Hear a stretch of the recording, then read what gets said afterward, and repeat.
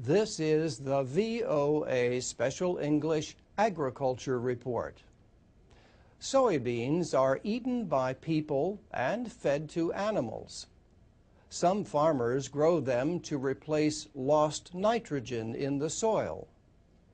Soybeans were first grown in Asia thousands of years ago.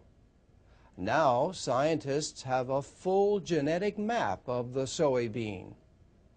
This is the first genome completed for a member of the legume family. The genome will make it easier to target different qualities and develop improved crops. Sequencing the genes, organizing all of them in order, will save many hours of searching. It will make it easier to search for what each gene is responsible for. A report on the genome appeared in the journal Nature. Scott Jackson at Purdue University in West Lafayette, Indiana, helped lead the study team. He says the kind of soybeans they studied have 46,000 genes. Between 70 and 80% of them, however, are copies of other genes. Some genes change or disappear over time. But Professor Jackson explains that soybeans have kept copies of most of their genes. This is fairly unusual for plants, he says, and extremely unusual for animals.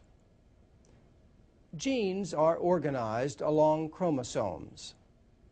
These contain molecules of DNA, the building blocks of life.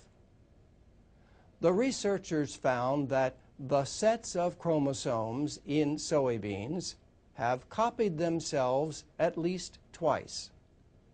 It happened almost 60 million years ago, and again 13 million years ago. Over time, genes develop changes known as mutations. Scientists can tell when these changes happened. The number of mutations over time helped the team estimate when the duplications in soybeans took place. The genome could help genetic engineers develop soybeans that are processed better by farm animals. Soybeans contain chemicals called phytates. These prevent the absorption of phosphorus in the diet. Pigs and chickens especially are affected. Undigested phosphorus in their waste can pollute water supplies. Genetic engineering has already reduced phytates in soybeans. Now, with the gene map, there could be further reductions. The genome could also help farmers avoid Asian soybean rust disease, a highly destructive fungus spread by the wind. The researchers say they found a gene for resistance to this disease. Now they have to find a way to use it.